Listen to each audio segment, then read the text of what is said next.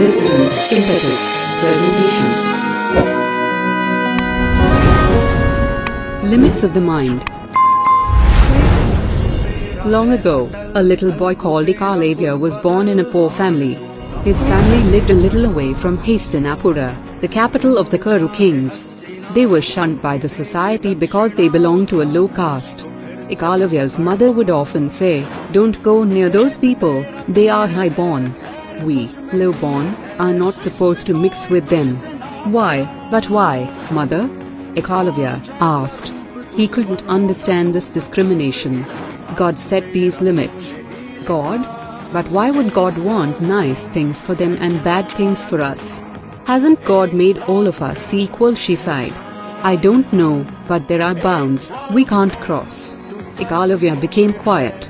From that day the only important thing for him was to understand the meaning of limit. One day, Ekalavya saw beautiful chariots coming into the forest near his village.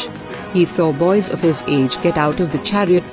Last, an old man with snowy white hair came out looking stern but calm. Ekalavya heard his father's voice, "Those are the Kuru princes, with their great teacher, Drona. The boy he has just patted is his favorite, Arjuna. They have come to practice archery. Don't go near them." The boys started shooting with bows and arrows. What amazing things Arjuna did! He could shoot at a target with closed eyes. He could shoot with his left hand as well as the right. And the teacher Drona's arrows made fire, chased things in circles, brought rain and lightning. It was magical. The practice ended. Ekalavya went up to Drona and with folded hands, said, "Great sir, please teach me this magical art. I don't teach the low-born." Drona replied coldly and turned away. "Master, your arrows don't seem to mind any limits. They bring rain and fire, they do wonders. How then can you be bound by the thoughts of high and low birth?" Saying this, Ekalavya walked away from a glaring Drona. The very next day, Ekalavya carved a statue of Drona from a tree trunk. Each day he would bow before the statue, practice shooting and imagine a pat on his back from Drona. The royal princes and their master came to the forest again after a few months. As Arjuna got ready to take aim at a particularly difficult target, an arrow reached his target before he could even aim. Shocked, the boys and their teacher looked around. They saw Ekalavya, who went up to touch Drona's feet. "Who is your teacher?" Drona asked. Ekalavya quietly led him to the statue.